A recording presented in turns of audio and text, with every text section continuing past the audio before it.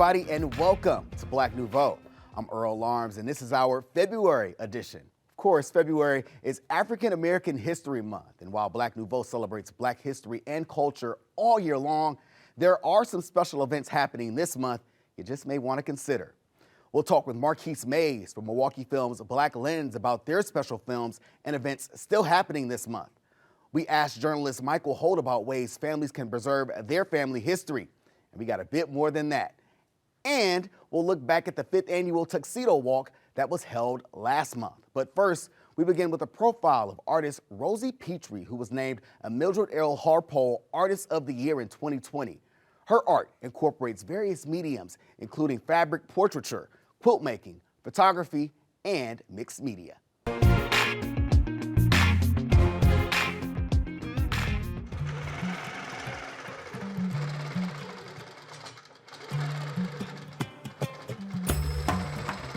For artist Rosy Petri, home is where her art is. Oh, I messed it up. Sometimes I still mess up.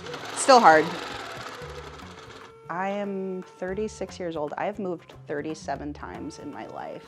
So home as a concept was nebulous. And I thought that anything that I made with my own two hands was the thing that was home. And in a real sense of the word, like, home should be paradise. It's in the comfort of this Harambe home that doubles as her studio that she's been able to build a creative oasis with a fitting name. So Paradise Home is what it became. I've always made art. I love putting things together in surprising ways. I didn't really realize art was a job, so I did it as a hobby. Mostly at home. My artists are Black people. It just is. I think when I started, I think that was kind of my objective, was to just like create iconography of like Black people just living, being joyful, making history, breaking records, whatever that thing is. It's just like, I think that it's sacred to show Black people thriving and living. So that's who it's for. Basically everything that I was making, from the first one to bell hooks to everything at the Pfister, was made on a second-hand machine. And this was me wanting to be able to work bigger. So primarily I work in fabric. I do use printmaking, I use digital media. I also have started painting recently. I love ink. I love materials. I will use whatever I can get my hands on. All right, I'm gonna do my little manual, okay? I made my first quilt in high school. I had seen my grandmother quilt, my mom's mom. She was from here. And then my grandmother from Mississippi had these old Southern quilts, like those big heavy patchworks with the red ties. And something about using fabric feels real human. You know, it's something that we all have access to, that we touch every day. It was really accessible, I think. So it wasn't intimidating, and I just jumped right in. And that kind of love for fabric grew when I moved to Detroit and I was working in the dress shop. I had never seen African fabric. And I worked there for a year, and I just like learned so much about it, and it hit all the boxes, like color, rhythm, pattern. It's so exciting. My art is loud. It's loud like a Nigerian auntie. You know what I mean? Like it's something that stops people in their tracks. And I don't know that means I'm like the best artist or whatever, but I think it surprises people and it delights them with how noisy it is. And that artistic voice is making noise around the city. In 2019, she became the first Black woman to be named the Pfister's Artist in Residence. And the following year, in 2020, she was named a Mildred Harpole Artist of the Year by the city of Milwaukee. But her newfound notoriety, paired with the 2020 pandemic and racial uprisings, led her to a career turning point. It just tore me up. It tore me up. It tore me up on so many levels, and I think it changed what the message was. I had taken on a lot of commissions because I needed to pay for my sewing machine, but I just felt like I was losing the direction of my voice. And I felt obligated to say yes to things that I didn't think I was the best choice for. So after a lot of pushing and a lot of focusing in, kind of on the oral history project, I was like, I think I know what I want to do, and I don't know that what I want to do is going to be for everybody, but I want to say yes enthusiastically to the things that I want to do. This is the project I was telling you all about. These are the illustrations. These are black and white. I work with a photographer, and then I take them and digitally draw them, and then I make a big print and use that as a pattern.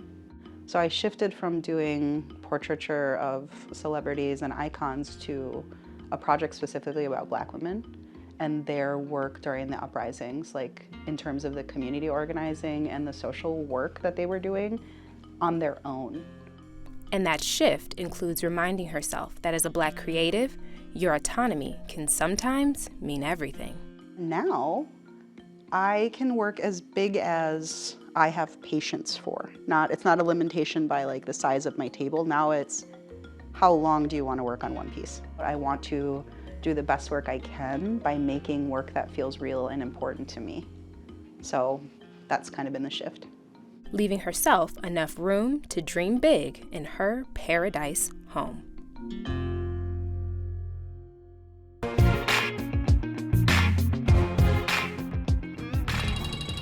Yeah, Mike, Chris did a walkthrough with the police. So is the concern a shooter? We get threats all the time. I'm not gonna not do the rally. Mike, give me your name. Reverend Alfred Sharpton, chairman of National Youth Movement. We just buried a boy, and the only thing he did wrong was he was born on the wrong side of the tracks. In New York City in the 80s, what we wanted to say, people did not want to hear.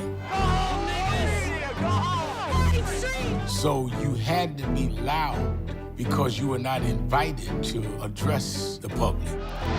So they can't ride us fair. They don't need to ride. This is the beginning of a civil rights movement in New York. It's all the media's fault. These things should be kept quiet. Now shop and go home. They will say that we are exasperating racial tensions, but the people know the truth. George Floyd's story has been the story of Black folks. We talk about calling for a big march. We won't put 200,000-300,000 people in Washington. If the question comes from the media about looting, he wanted to pass to you to set the tone. Couldn't breathe. I understand the anger. I've been fighting these issues for decades. Anytime you start shaking the root of this system, then you're going to have a discredit campaign. No justice! Senator Schumer, we have not had the legislative response to the litany of cases of policing all the way from Rodney King to now. 2020, we must deal with police brutality. We got to turn these stations upside down. All of our lives you had to fight to make sure that you control the story. I want the folks at CBS to know if you can't tell the story right, don't tell it at all. You've got to be able to raise the theater level to where you don't lose control, but it is dramatic enough that you can't be ignored either.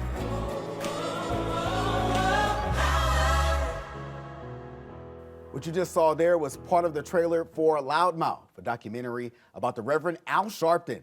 It's one of the film's Black lenses showing this month, along with a number of activities celebrating Black history and culture. Marquise Mays, Black Lens programmer, is here to tell us about the films and some of the major events. Thanks for joining us. Thanks for having me. Absolutely. So, appreciate you coming here. So, Loudmouth for sure is one film that caught my attention when looking at the lineup. So, talk about that and what makes this film so unique. Yeah, I think the name alone just catches people's attention. They just like, we know Al Sharpton be loud. So it's really an exciting film. I think it's really an amazing film to watch.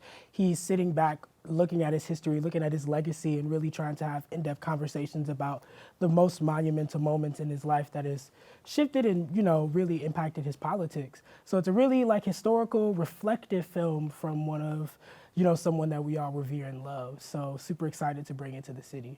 One of many films, including For the Soul, a narrated food tasting and conversation. So I guess if you're hungry, you know, this is for you, right? You're gonna come out and eat, yeah. So one thing we love to do with Black Lens is not only go to the theater and be in a cinema, we really do love to do more impactful and more interactive engagement. So one of the events we're having For the Soul is an interactive soul food conversation in bites. You're eating, you're talking, you're having conversations about soul food, and not just like, you know, the historical soul food that we're used to, but more vegan and more healthy options as well. So it's gonna be a nice time.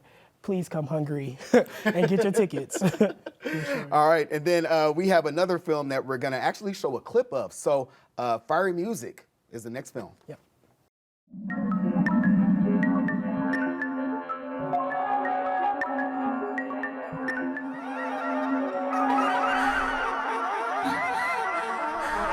Just imagine what it'd be like to be in New York in 1959 in the wake of the death of Charlie Parker, who's still alive then in everybody's head. Now, all of that's really wonderful, but what about this?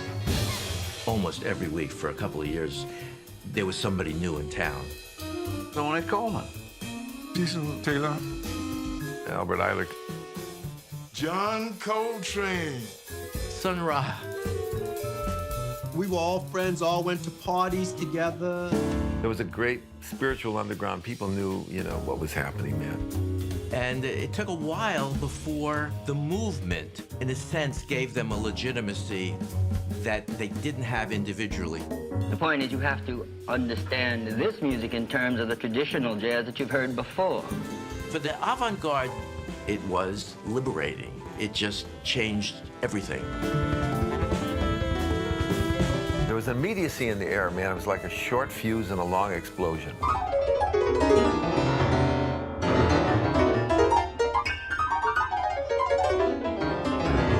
The thing that has made jazz such an enthralling experience for over 100 years worldwide is that it has never sat still.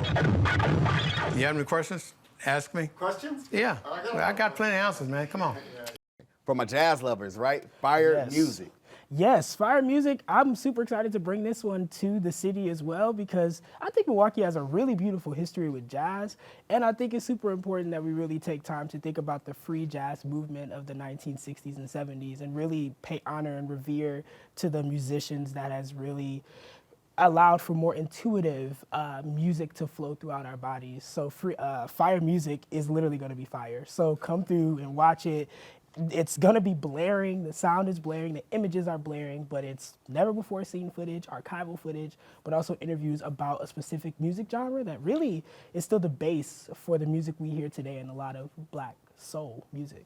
All right, so keep that rhythm going because the last thing I want to talk about, Groove Theory. That's the event, and we got a special band that's going to be a part of that. So talk about Growing Nation in this event. Yeah, for sure. So Groove Theory is a series that we do within the Black Lens program at Milwaukee Film where we seek to highlight different Milwaukee artists who have really made a difference and shifted the landscape for music in the city. So we're super excited to bring Growing Nation, which is an R&B, hip hop, and soul group ensemble based in the city of Milwaukee. This is gonna be their 10-year. They haven't performed together in 10 years, so this is gonna be quite the reunion. So please get your tickets. I know people are super excited to celebrate this amazing ensemble. All right, we got a little bit of time. Anything else you want to share about the Black Lens Festival? Anything that folks should know?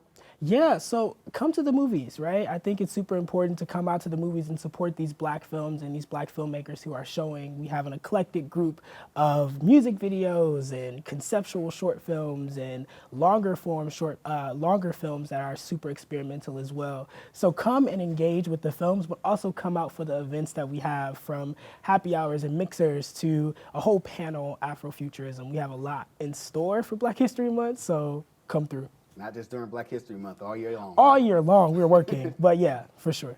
All right, appreciate it, Marquise. Thank you. Thank you so much for joining us. Thank you for having me. Marquette University professor Cedric Burrows said the stories of Black people are constantly being changed by the dominant culture to fit a certain narrative. With February being Black History Month, we thought it would be interesting to talk about how African Americans can preserve their rich history. Joining us to talk about the importance of sharing our stories is longtime Milwaukee Community Journal columnist Michael Holt. Michael, welcome back to Black Nouveau. It's been a while. Oh, thanks for having me. Finally.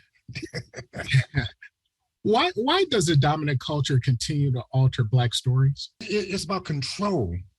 You know, we have a new governor of, Alabama, Huckabee or whatever. And her first executive order was to criminalize what she called critical race theory. In essence, making it illegal to talk about the truth, our true history. We've been in this ongoing battle for decades, for centuries, really, over the conflict between history, truth, and his story is what we've been told to believe.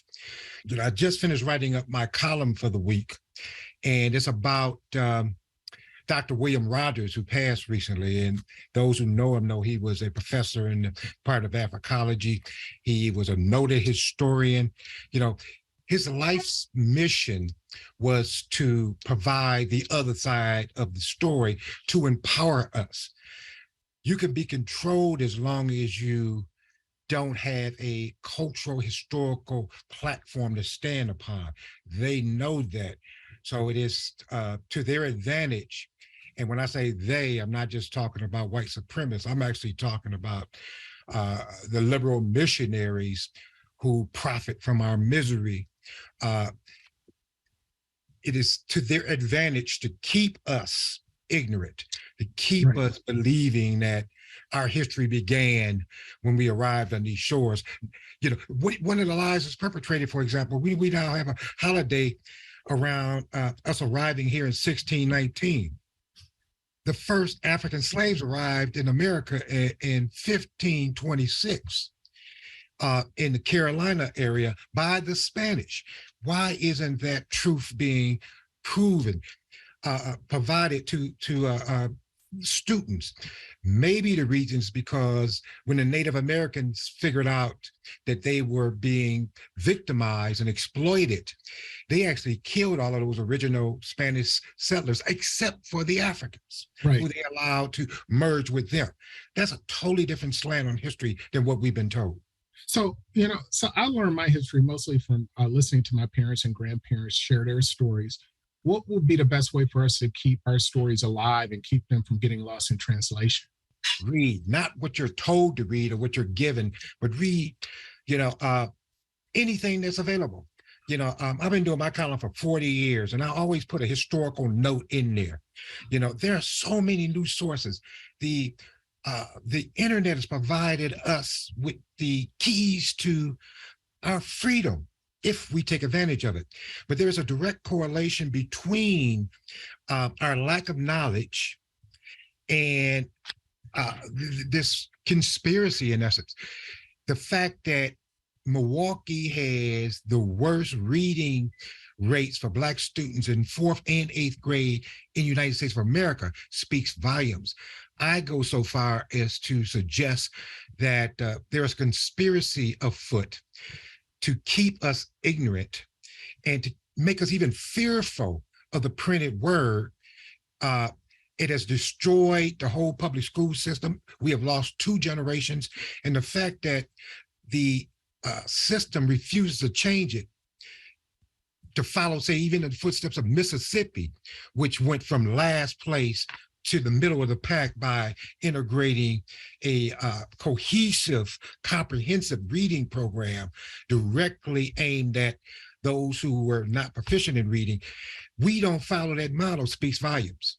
So let me ask you this, you know, as a member of the media, how do we make sure that the stories of African Americans continue to be told accurately and are reflective of us? It is important, it's crucial that we begin to put the Black media, the Black press on the pedestal. You know, I listen to radio programs on Black radio today, and they're reading the Journal Sentinel. And I'm not saying that that's a bad vehicle, but what I'm saying is they are not providing the truth, or they're not providing our side of the story. I heard one of the radio stations do a day-long program on the Emancipation Proclamation, and the subtitle was "The Day the Great Emancipator Freed the Slaves." That was not what happened. He only freed some of the slaves. Tell the whole story. You only find the whole story in the Black media. But unfortunately, we're dying out.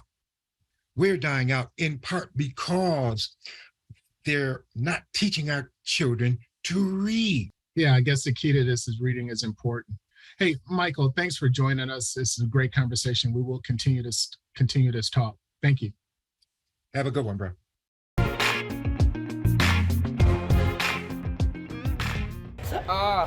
Did I get you? No. Did I get you good? No. If you ain't bleeding, I didn't get you good. Perception is key. That was the message behind the 500 Black Tuxedo event held on January 14th. It's about changing and taking back your community. The first step to doing that is liking what you see in the mirror. The day started at North Division High School. The young men received haircuts, got dressed, and heard from some of the many mentors who attended that day. This was the 5th Tuxedo Walk held by Andre Lielis. This one's sponsored by the Community Agriculture Growing Experience, CAGE. This was a day for more than just looking sharp. It was a call to change the way the world sees young Black men. I cried the whole program, from the time the program started till the end. Even when I was talking and making a few humorous remarks, I was crying tears of joy because they couldn't say that 250 little Black boys in the street in a fast car, robbing anybody or doing anything negative. They were with men, and men were helping, teaching them and sharing with them ways of being better, how to take their life to another level. When a Black man can see himself as his highest self, when he can see himself clean up and dignified, it definitely makes him want for his brother what he wants for himself. When I see them young cats taking those pictures in suits, it's because they want to capture that moment because of how they feel. For these young brothers who never seen other Black men in this type of mannerism, it does something to their psyche, it does something to them emotionally, it does something to them mentally. The long day ended with a dinner and awards at the Italian Community Center. The day was long, the overall message was not lost on the young men. Today was a really special day for me because there was a million places I could have been, and I chose to show that I'm not the stereotype. And it meant a lot to me to see that there are a lot of other people just like me that choose to do the same thing. Being a man means being like dressing well, caring for our community, and treating each other with kindness. When you wear a suit, does it make it easier for you to do all that? Yeah, it makes me feel more happier and more kinder. Like when I wear a suit, it makes me feel more boost up for my energies. The tuxedos were sponsored by the men from the community who also served as mentors for the young men in attendance. Once I had 100 young men in the garden, and I asked the question, how many of you don't know your dad? And 90 of them raised their hand. How many of you know your dad but still don't have a relationship with him? 5 more raised their hand out of 100 little Black boys who got to that garden by 8 o'clock and were eager to work for 4 hours to make $20. Only 5 of them knew their dad and possibly didn't.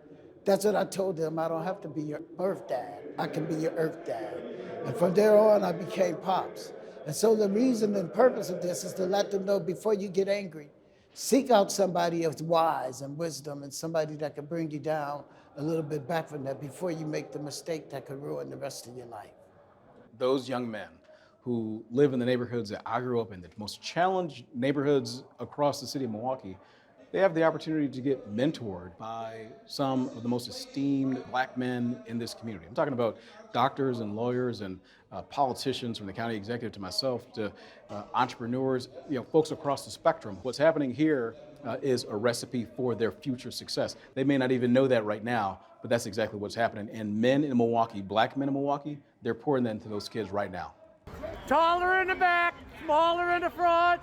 Despite the frigid weather, it was important to the group that they captured a memory of this year's event by having a picture taken outside the Milwaukee County Courthouse.